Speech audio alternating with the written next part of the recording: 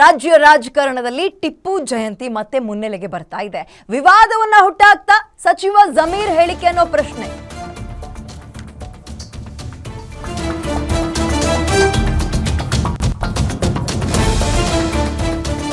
ಟಿಪ್ಪು ಜಯಂತಿ ವಿವಾದ ಹುಟ್ಟಾಕ್ತಾ ಸಚಿವ ಜಮೀರ್ ಕೊಟ್ಟಂತಹ ಹೇಳಿಕೆ. ಟಿಪ್ಪು ಜಯಂತಿಯನ್ನ ಮಾಡೇ ಮಾಡ್ತೀವಿ ಅಂತ ಜಮೀರ್ ಅಹಮದ್ ಕೊಟ್ಟಿರೋ ಸ್ಟೇಟ್ಮೆಂಟ್ ಇವತ್ತಿಂದಲ್ಲ, ಮೊದಲಿಂದಲೂ ಟಿಪ್ಪು ಜಯಂತಿ ಮಾಡ್ತಾ ಇದೀವಿ. ಕಾಂಗ್ರೆಸ್ ಸರ್ಕಾರ ಮೊದಲು ಟಿಪ್ಪು ಜಯಂತಿಯನ್ನು ಆರಂಭ ಮಾಡ್ತು, ಆಮೇಲೆ ಬಿಜೆಪಿ ಸರ್ಕಾರ ಅದನ್ನ ಸ್ಟಾಪ್ ಮಾಡ್ತು. ಆದರೆ ನಾವು ಹಿಂದೆನೂ ಆಚರಣೆ ಮಾಡ್ತಾ ಇದ್ವಿ, ಈಗಲೂ ಮಾಡ್ತೀವಿ, ಮುಂದೆನೂ ಮಾಡ್ತೀವಿ. ಟಿಪ್ಪು ಜಯಂತಿ ಬಗ್ಗೆ ಹಿಂಗಂತ ಸಚಿವ ಜಮೀರ್ ಅಹಮದ್ ಕೊಟ್ಟಿರುವಂತಹ ಸ್ಟೇಟ್ಮೆಂಟ್ ಇದು. ಟಿಪ್ಪು ಜಯಂತಿ ಬಂದಾಗೆಲ್ಲ ರಾಜ್ಯ ರಾಜಕಾರಣದಲ್ಲಿ ಒಂದು ಸೆನ್ಸೇಷನಲ್ ಪರ ವಿರೋಧದ ಚರ್ಚೆಗಳು ಆಗ್ತಾ ಇರುತ್ತೆ. ಆ್ಯಂಡ್ ಈ ಟಿಪ್ಪು ಜಯಂತಿಯನ್ನು ಮಾಡಿರೋರಲ್ಲಿ ಬಿಜೆಪಿಯಲ್ಲಿರುವಂತಹ ನಾಯಕರು ಏನು ಹೊರತಾಗಿಲ್ಲ. ಅವರು ಟಿಪ್ಪು ಜಯಂತಿಗೆ ಹೋಗಿ ಟೋಪಿ ಹಾಕೊಂಡು ಖಡ್ಗ ಇಟ್ಕೊಂಡು ಕೊಟ್ಟಿರೋ ಫೋಟೋಗಳು ಈಗ ಹುಡುಕಿದ್ರು ನಿಮಗೆ ಸಿಗುತ್ತೆ ಗೂಗಲ್ನಲ್ಲಿ. ಮತ್ತೊಂದು ಕಡೆ ಆತ ಮತಾಂಧ, ನರಹಂತಕ,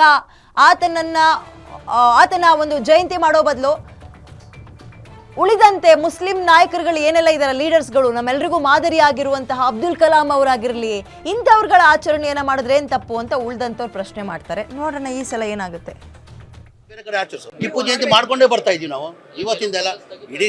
ಇಡೀ ಇದು ನಮ್ಮಿದ್ದಲ್ಲಿ ಕರ್ನಾಟಕದಲ್ಲಿಲ್ಲ, ಇಡೀ ದೇಶದಲ್ಲೇ ಟಿಪ್ಪು ಅಭಿಮಾನಿಗಳು ಟಿಪ್ಪು ಜಯಂತಿನ ಆಚರಿಸ್ಕೊಂಡೇ ಬರ್ತಾ ಇದ್ದಾರೆ.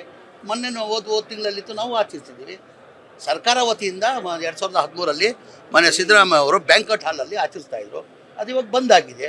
ಅದು ಬಂದಾದ ತಕ್ಷಣ ಬೇರೆ ಕಡೆ ಆಚರಿಸೋಲ್ಲ. ನಾವೆಲ್ಲ ಟಿಪ್ಪು ಜಯಂತಿ ಆಚರಿಸ್ಕೊಂಡು ಬರ್ತಾ ಇದ್ದೀವಿ ನಾವು.